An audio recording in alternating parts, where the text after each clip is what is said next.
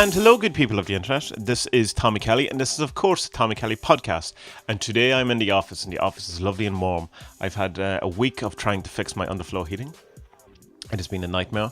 I think I talked about this before on the podcast, where I talked about that the underflow heating, the guy who put it in, kind of did a runner, or at least left the country very quickly without fully setting it up. And then every other plumber that we've ever asked has just not bothered to come back and help us, and just kind of had a look and say, I'll be back tomorrow, and then equally did a runner. So I don't know what the story is with that, but I have since learned an awful lot about underflow heating. But this time it took me a good while to get it up and running, and right now the house is scorching hot, and it's great. Not that I'm a huge fan of heat, but this particular heat feels like a victory. So I'm going to take it and leave it on just for that extra bit longer. So I'm in a t-shirt at the end of October, sitting in an office that is too warm for me, but it's a warm victory. So anyway, kind of a bit behind on things at the moment. Well, not a bit behind. I'm kind of on top of stuff, but I'm not progressing in the way I want to be. It's the whole having a baby. It throws a spanner into work, a brilliant spanner. And just particularly when you work from home and Finette's home, it's all too easy just to fall into non-work mode. And so you end up like you can spend an hour here, an hour there, just kind of out of your day, a couple of times a day, just, gone just on baby stuff, or, just on this things. I'm not complaining. It's wonderful. I'm very happy. But it just means, side effect that, it just means that I am not progressing to the where I want it to be. And I usually like having all the journey stuff done by this time of the month, and I'm not. I have the art done for it. I've all the sales stuff that I've put up about the 4th servants, because it's the Halloween, is the birthday and all that. I'm getting the prints together and all this, and it's kind of been a very hectic day.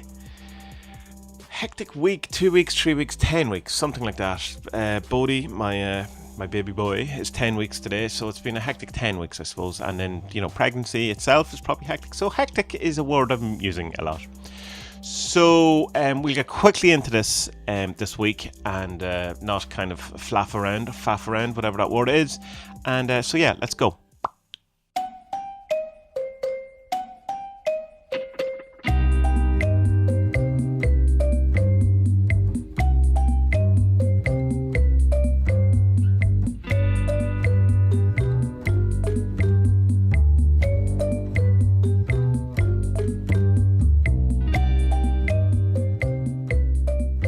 So, the thing I thought I would talk about this time is in one of the problems I have with the whole of existence, the whole thing, the whole idea, or any kind of theory that you have about, say, magic, the occult, life, spiritual theories, any of these things.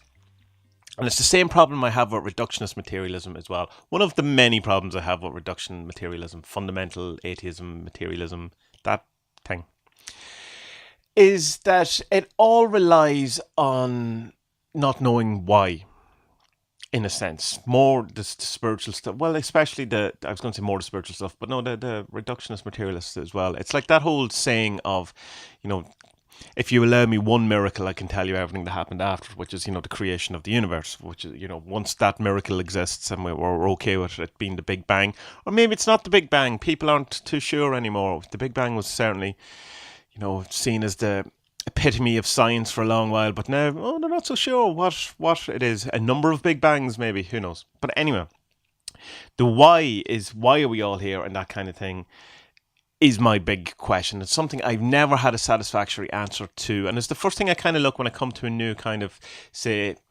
guru or teacher or teaching or book or some sort of ethos or some sort of overall picture. Let's, like someone is trying to present of the world, some sort of spiritual picture or some sort of scientific picture.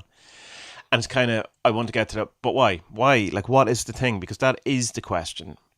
I can to some extent understand the hows, let's say, like say, we can understand the rules of science, or the natural laws and stuff like that. We can to a certain extent understand magic, although that's very subjective and may actually not be a thing, although it appears to be a thing. So there's that, but the why of it, I never ever could get my head around. I'd never understand. Now, there's a number of people postulate many different things, and there's many answers given to all of these things. And I assume to speak up, to not make a total straw man, as I usually do, out of the reductionist materialist fundamentalist, is that they would say there's no why. that is the answer. It's not that they don't have an answer to the why. It's just there is no why. It just happened for no reason. Which, okay, not buying it. That's me personally. Other, opinions are available, of course. It to me and my limited little brain, my little human brain, it seems highly unlikely that there is no why, there's no reason, when there seems to be a reason for everything else. And you could say, oh, but that's only your consciousness and that's your thing making it. Yes, it is, but that I am part of nature, I'm part of creation, and creation has created me to see reason and want to know why. So why has it done so? There's no reason, the atheist would say. And that, that's a possibility. It just doesn't sit well with me because it doesn't sit well with other things that I kind of feel about the universe or life or whatever it is. And it doesn't sit well. But anyway, without going too much round and round in circles. So some of the ideas I was kind of jotting down before this of why that I've come across in my life, and then I will give my commentary on why I don't think is or why, all of these things is, you can't know anyway. Like at the end of the day, we don't know. We're not going to know from our limited perspective what exactly it is. It's like an ant trying to know, how to set up Steam to play games on your PC, or how to. It's like my cat trying to work out how to use my underflow heating. He doesn't even know the concept of underflow heating. He knows hot and cold, and food and no food, and whingy and no whingy. But that's it. So like, there's a huge chance that we can't possibly understand these answers because we're just not equipped for it. It's not, it's not our mentality. It's not within our intelligence. So any kind of answers we come up with, or any kind of theories we come up with, are probably by definition strictly limited to our own subjectivity, which again, I'm okay with if it's useful. So the first one I came up with is so that God, or the great unknown, or the void could know itself. Now, that sounds quite weird. If you don't think, well, I'll explain it to you this way. Without there being a thing to contrast with, something doesn't exist. Because how can you differentiate it from anything else if there's no contrast, if there's no differences? So the only reason we know light is because we know dark. The only reason we know hunger is because we know full. The only reason we know anything is because of the opposite, or not necessarily just the opposite, but stuff that's around us, stuff that shows, like, hunger only exists because of fullness, or satisfying exists, or depression only exists because happiness only exists. And if everyone was just in a constant state of depression, and there was no other emotion, then you wouldn't know it as depression, you would just know it as being. So if you are the great vastness of void, the only way to come into any kind of knowledge of yourself is to split off into opposites so that it can reflect back your different attributes. Whereas if they're all as one, then you can't be aware of them. Probably something in that's good. It's kind of a mental thing that's worth considering and playing around with and all that, but it's still, I suppose it's just not totally satisfying but because it doesn't, like, who created the voidness, why did he have this idea in the first place, how did he actually do it, all of these things, it kind of seems to me more or less like a mental kind of a game. Again, who knows? The next one is because God, or the great unknown, or whatever it is, the intelligence of the universe, because he was bored and he wanted something to do. I came across this idea kind of in the Hare Krishna kind of movement when I was hanging out with them a bit when I was about 18 or 19. And it was just kind of idea that we are here as, in a sense, and I may have this wrong because it's not from the books I got this, but from conversation, so they may have had it wrong. It's fairly putting the blame on other people if I have this wrong, isn't it? If I'm not sure of my sources, I will just blame my sources. But it's so the idea is that we're here as to entertain the Godhead, and that our lives are entertainment, and that we are here to in some way keep him occupied and to make his life less boring. Part of the stuff, like the Hare Krishnas have odd ideas about Krishna that the Hindus don't. So there's kind of not overlap. There's kind of weirdness in their things that probably isn't in the whole Christian story. I bought a book on Bhakti Yoga, the Krishna one, and it's sitting on my shelf. It's a big, huge, thick thing that I'm dying to get into at some point, but I just have so many books to get to before then. I still haven't got through the first one, which is the Yoga Sutras of Patanjali, written by the same guy, and I'm about halfway through that. That's just been sitting on my shelf as well for a while. It's because I've recently become obsessed with comics and manga again, and that's kind of put my my reading back. But my new Peter Kingsley book about Jung is due out this week, and I have that in pre-order, so hopefully that'll get me back in. Although I have been reading Holy Demon by Father Eco, is that how you pronounce his name? And that's wonderful. That's really, really good. That's a solid, very practical, really good book. I recommend that. One of the better Scarlet imprints of the last while. Anyway, to not go too far. So yeah, we are here as the playthings, as entertainment, almost like, as we would watch a TV show or a movie. Human life is to the gods the equivalent, and there's probably a kind of some sort of equivalency between that and the Greek gods. Because remember, like Jason and the Argonauts, the film where you'd see the gods up looking through, the water of time, looking down at the earth and looking down at the people, and there was just kind of some sort of idea of that we were the gods' playthings and stuff like that, and we're there for their entertainment, and we must appease them and keep them satisfied. I don't like that because I don't like my life being that insignificant that you're only there to entertain some greater being, and you in yourself don't have any intrinsic value other than your entertainment value to something bigger. Just because I don't like it doesn't mean it's not true, but it's again it doesn't sit me. It doesn't seem to be the full picture, because there seems some part of me, that bit where you get deep down into meditation and you see that person who's looking, and there's a glimpse just for a second of something behind that. That seems more powerful and more than just something that's for entertainment value. There seems to be something there. So that's kind of the thing. I don't like it. And it wouldn't be fully my experience that would support it. But again, it could be. Who knows?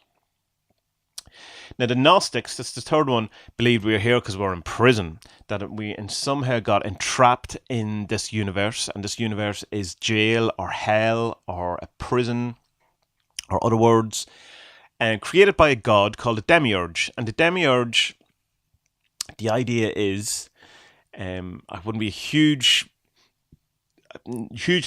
knowledgeable on Gnosticism, other than I've read an awful lot of it in passing and heard an awful lot of people talk about it, but I'm bound to get some of this wrong, and there seems to be different types anyway. But the idea was that the demiurge thinks he's the real god, or forgot that he isn't the real god, and that he created this world and he, as to rule over it, and again in some sort of way it's his satisfaction, but he's trapped all these souls, which is us, in these bodies. And for us to escape, we have to shun all physical pleasures, all physicality, and not have any more kids. If you think that this is hell and that we're trapped here, then it kind of seems a horrible thing to do. Would be to have, bring children into this. Now, there's something about Sophia in this that she's the true god, possibly, it was her. She made a mistake that allowed the demiurge to do this kind of thing.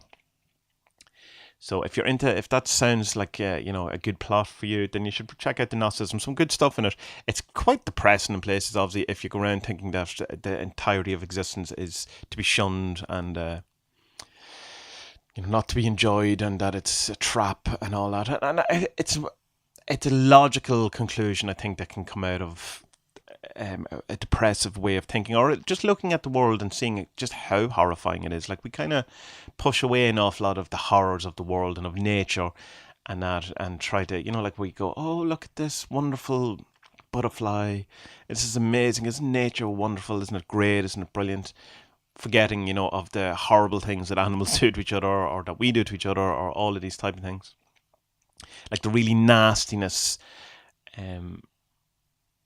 like that if you thought about it, it could bring a very deep sadness. And I can understand totally why people would see it as a trap, and I could very easily fall into that type of thinking in some of my black or darker moods, or when the black dog is around. It certainly feels that. I remember in Alan Watts's biography, he was talking about his first wife, and he says when they went to America that she got into a kind of a state, or into a cloud of thinking that the world was a total trap, but particularly against her. So I don't think that, and I've felt that. Like, I've talked about it before, but having that feeling that, there was as if there was some sort of demon around tormenting me. Now that was me kind of humify, putting it that word, putting a human face or human body onto an idea. I didn't actually think there was a demon around. It's just that's what it felt like. So I thought if I personified, well done, Tommy's brain, it into an actual thing, that I would be able to control it and recognize it and be able to deal with it more. And to a certain extent, that did work. Um, but it is that thing of, I have kind of felt that thing that the universe can be out to get you, and with the thing of you in particular, and that's the bad bit to get to, because it's there's not really much of an escape, and it's like there's so much ego and victimhood and all that tied up in that. But it's a bad one. But it's something, when I read it in the Alamot's biography, that I recognised and I can understand. But I think the narcissistic thing isn't saying that it's you specifically, it's us specifically, it's the whole thing. So it's like, it's no one's out to get you. It's just we're all in this together, and this kind of a thing. The next one is this whole, and it's probably the more Christian thing of it, which is the fall of man. That in somehow we did something bad, and we're here as punishment. And it's kind of similar, I suppose, in that kind of way of Gnosticism, other than the God of this is the good guy, and he's doing it because, he loves us in some way, or he's trying to teach us a lesson, or something like that.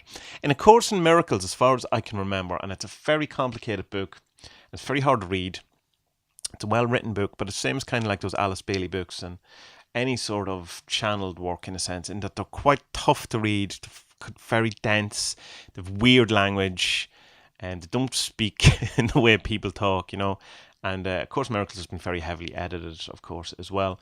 But it's the gist of it, as far as I could get from it, and correct me please if I'm wrong, is that we chose this, that we deliberately wanted away from God or source or whatever that word. I'm just going to say God because that's the easiest word to describe. You know what I'm talking about when I say that. But I'm not, I know it's a bigger idea than just saying, sky man, but a beard and a cloud.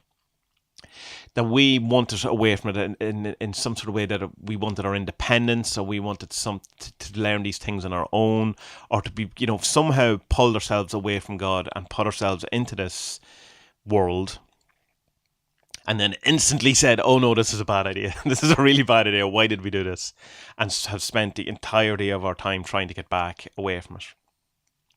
And God's, in his ever-loving patience, whatever, sent the Holy Spirit to us, which is the thing that speaks for God in this existence. So still fairly Gnostic in that this is a trap, but with that we've done it to ourselves, rather than, some evil weird god called the Demiurge has done it. Again, I can understand why people would think that, particularly when times are bad and the state of the world, and it can feel very like we're in a trap and that you're here, and I've certainly felt that way.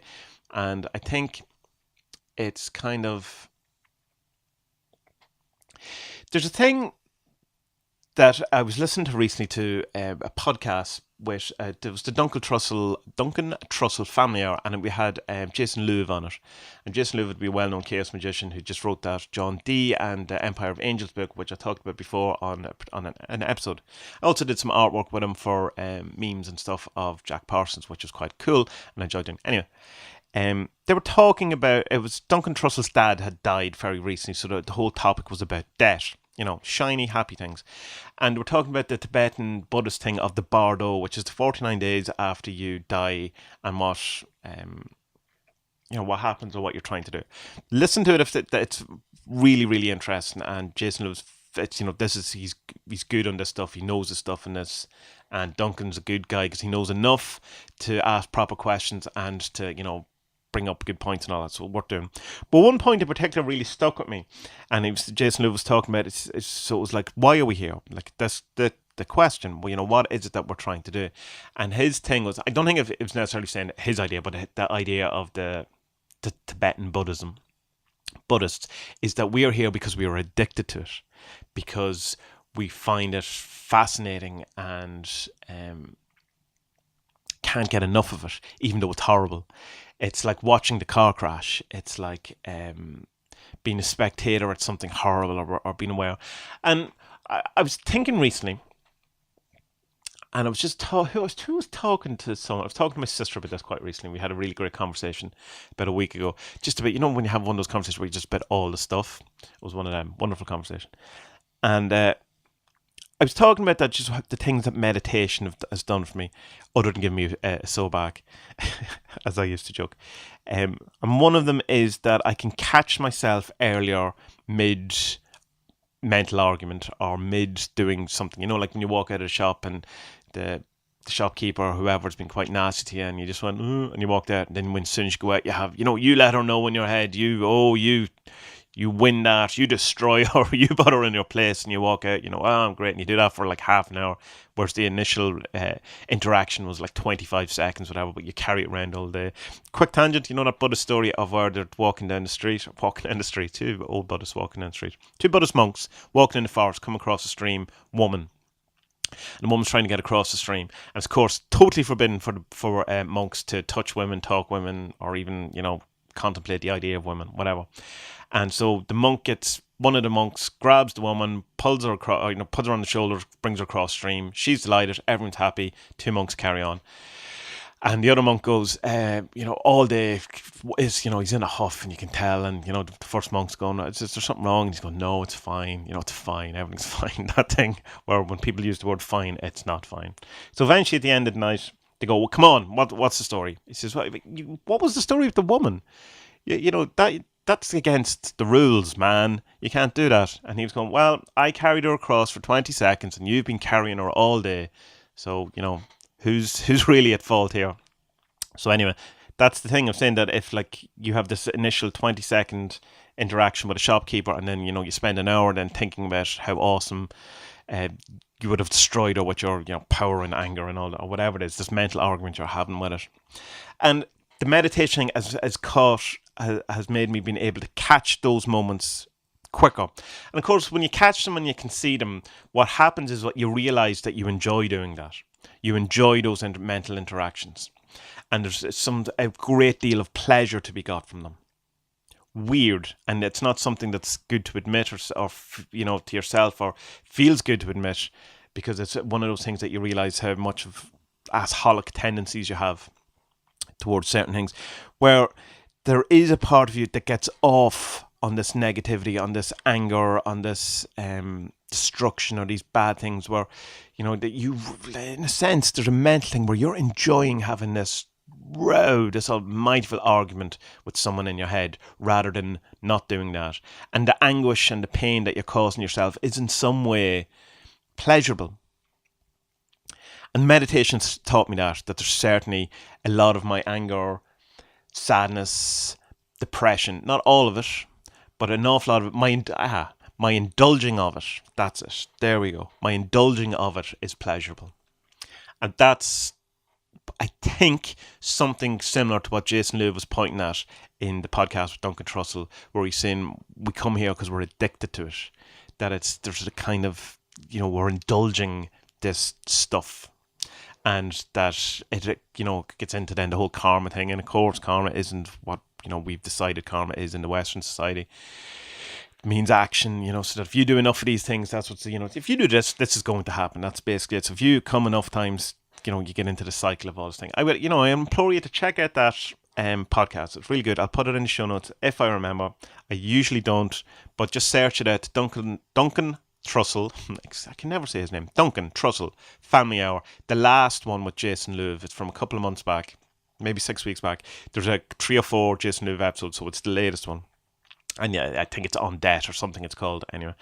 So yeah, there's something definitely interesting in that I see that we're here because we're addicted to it and whatever, but still doesn't get to the why did that start. It's like, I can understand when I smoked, I was addicted to the cigarettes, and I understand when I was 19 and an idiot starting smoking, so I could get to the why. But just arriving here on Earth and knowing that I'm addicted to this indulging of the sensory pleasures, and there's still no why to it, why that happened in the first place.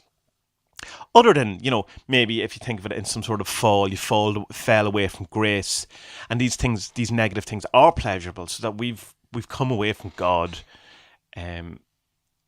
because of the muck and playing in the dirt is in some way pleasurable, but at the same time torturous. But it's pleasurable because it's torturous. So there's something in that. I think it's still not fully the falling from grace. Something's switching on in my brain. The falling from grace leading to is pleasurable in some way in its nastiness. So it still doesn't, then, if you can't go back far enough, why we were created in the first place, why we can understand that maybe if you separate it from source because but you know, maybe heaven's boring. If I don't believe in heaven anyway, but maybe, again, going back to the very first thing I talked about, where needed the God source or the void needed some sort of contrast to know himself. Maybe it's dead boring. Maybe it's again like the Krishna thing where he needs some entertainment. It's just, this is entertainment, and it's pleasurable and indulging. So all of these things, it could be.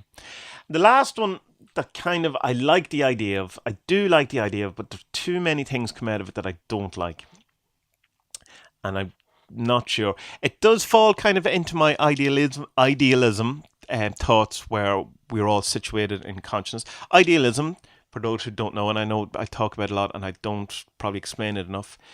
If you want to know more about it, there's Bernardo Kastrup. Again, I can't pronounce names, just go with it. He wrote a book called Why Materialism is Baloney, and it's a terrible name book. It just really is. But it's a really good book, and check out his stuff in general. He talks an awful lot about idealism. And it's different from solipsism. Solipsism is you think you are the only thing that exists and everything else is a dream or a part of your mind. All your people you interact with, all of life is a figment of your imagination. In a way. Whereas idealism is kind of that there's a collective imagination that our consciousness or whatever that we were all involved in a point of life, with a point of concentration within a kind of a consciousness stream or cloud or something. And that might not be exactly what idealism, but that's what I've taken it is from. So that all of this is mind. It's all mind. It's just not just my mind. It's the mind. Again, as much as I like that, I don't understand. There's still no why to it. And, why did that happen in the first place? But anyway, the thing is that this one is the simulation theory, that we are inside a computer game of some description or some sort of simulation. And Elon Musk have recently talked about it, and that got it to people interesting. But it's an old enough idea. I think it's originally, I don't know originally, but it became to prominence in a guy in the 70s, I want to say.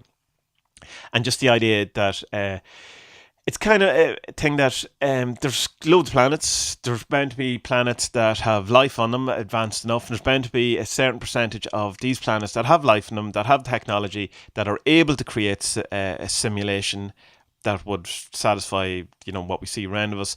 And then there has to be percentage of those that are able to do it, that are actually going to do it. And percentage-wise, figures-wise, statistic-wise, those amount of planets that have advanced enough civilization, have the ability to make simulations, and do make the simulation is so great that the chances of us actually being in base reality and not a simulation is so minuscule. So from a statistical point of view, you are definitely more likely to be in a simulation than you are to be in base reality. Going by how he reckoned it. So right, I can see that, and you look at the Matrix and you see films like this and all those things. It's an idea we've had round. Is the simulation any different really from much different from idealism? Well, it is in that the simulation theory. I remember talking to a guy, and he was saying that the problem with the simulation theory is that it's people just trying to avoid their lives, and that they're going to wait. They think that they're going to wake up somewhere else. And to have the real life, in that you're plugged into the simulation, whatever. But that's not what the simulation theory is. The simulation theory is that you are within the program. You are a program. You don't exist. You're just, binary numbers doing your thing, that you're doing, following your programming, doing that thing. You don't exist. You're just part of the program. There's no real you plugged into the simulation somewhere else. You're just part of the simulation. In the same way that if you open up a Word document, type in your name, that name isn't real. It's just part of the program or whatever. Terrible analogy, but you get what I'm saying. Like your World of Warcraft character. Why does everyone go to World of Warcraft? I suppose it's just, it is what it is. It's not real, but it from his point of view, if it had, it's the programming or whatever, it acts like it's real. It can interact like it's real, but it's not. And it's not. It doesn't. The character in World of Warcraft, I suppose, is you plugged into it, but not in the same way in the simulation theory that there's not a Neo, there's not a Keanu Reeves version of you out in the real world plugged into the simulation. You are part of the simulation. One way of looking at it. Another would be, and this comes from the whole thing that the angels told Edward Kelly that there are the same amount of people on this planet as there has been, always was, and always will be, given that there's only a certain amount of people. And for some reason, I have 144,000. And I know that's from the Book of Revelations, which the Jehovah's Witnesses, they're the amount of people that are only going to get into heaven. And they've already been chosen. So any new Jehovah's Witnesses aren't getting into heaven. And chosen a long time ago, too. And I think that number, for some reason, might be completely disconnected and just have got looped in my brain somewhere. But if that's the case, that there's only a certain amount of numbers, that would mean that the vast majority of people that you interact with are non-player characters in the game kind of sense. So they're just totally programmed. And maybe you're real. Maybe you are the Keanu Reeves plugged in and you have to navigate your way through this sort of game. And it goes back, is it just why would it create a simulation? Is it just entertainment? Is it gaining knowledge? Is it some sort of Bitcoin mining? Are we some sort of finance for some other civilization somewhere else? Like, is this what happens, how to create something? How to create money in the way we mine for Bitcoin or whatever? Surely it's just entertainment. Fact finding, is it just that whole thing of is it a science, what's the word? The kids do at school. Is it just like a science thing that they've put together and it's just sitting on someone's shelf or whatever? That it's not really of anything even important, or maybe it was started and left and no one cares or knows about it anymore. So the simulation theory has some interesting things. It's very useful from a chaos magic point of view. It's definitely really useful. I wrote a post about it before, stealing magic from the simulation theory or something like that. So it's on the blog. But it's like, again, statistically it's the most likely of all of them, but it's not fully satisfying, and we can't know the why because there's no way out of it if we're part of it. We'll never know the why. That's even worse. The one I kind of like, or one that comes to me an awful lot, is that the whole thing is in this whole civilization, say from the Big Bang, let's just give that happened till the end of civilization or the end of the universe, is in some way gods or whatever it is, consciousness reproducing. We are part of the sex of the universe. This is, how it reproduces, how it creates new gods, how that we'll eventually. Joe Rogan talks about this, that maybe we're just here to make artificial intelligence. That's eventually it leads to that, and that's the end goal of humanity from whoever started it off, whether that be planted from another civilization or aliens or whatever it is, that the singularity is the main event that we're aiming towards. And that, if there was some sort of equivalent like that, then the universe is here to make this ultimate consciousness that will exist in the universe at some stage, and we're just part of the process towards that, so that we have no intrinsic value in ourselves, but our group efforts towards all of these things will eventually lead us. So like humanity as a whole has like a reason, but Tommy Kelly has absolutely no reason. It's the overall amalgamation of everyone's efforts in one thing, in one direction. So and I kind of feel that there's something probably in that. It might necessarily be the creation of a new god or the singularity or anything like that, but I think, because we don't like to think of ourselves as not individual, I think there's more of if there is souls, there's probably a human soul rather than necessarily an individual soul, or maybe we get an individual soul for a while, and then it eventually, when you die, you hang around for a while. Well, I learned this, and then you go back to the group soul and you merge into that, and you become the group, part of the group, rather than an individual or whatever. We've a thing that we really like to think of us as individual and staying individuated, but maybe not be the key. But anyway, that's just kind of my thoughts just on the why and the different ideas about why we're here or what's going on. And, solve nothing, obviously, because these are the answers that you just cannot know. These are the questions you just can't know the answer to. But they're worth considering, and they're good mind thoughts or good mind mental exercises. And, you can steal stuff from to use in your magic and on your outlook and all of these things. So they're worth considering. So please tell me your ideas of what you've come across or what you've read or what you've come up with yourselves on the why, not the hows or the reasons in the sense of why we continue, whatever, all of those things. But the very first, what was the impetus for this entire thing? Why are we here? From what's your thoughts and all that? So yeah.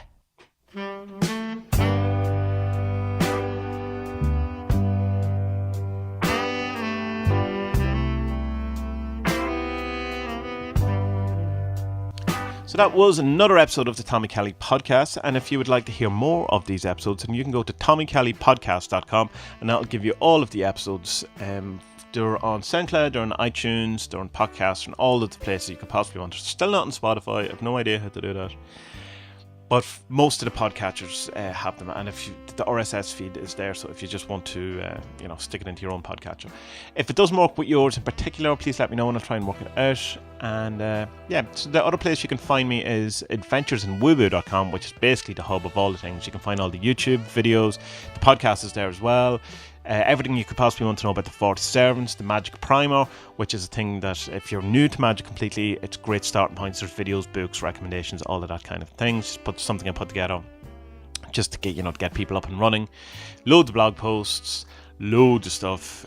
Check it out. Yeah, so on the social medias, I'm usually Tommy Kelly, which is TOMMIE, or I'm at Tommy Kelly Artist. So it's at Tommy Kelly in most social media, or Tommy Kelly Artist on Facebook. There's a Facebook group for the 40 Servants, which is a lovely group. You should check it out. There's an Adventures in Wooboo page on Facebook. I'm on Instagram and all those things. I'm also on Patreon. So if you'd like to give me some money to help me to continue to do all these things, go to tommykelly.com, TOMMIE, Kelly, KELLY, and that'll bring you to the Patreon page. And in return for you helping me out with your monies, there's a load of rewards there. We do group rituals. There is weekly group rituals. There's you get exclusives.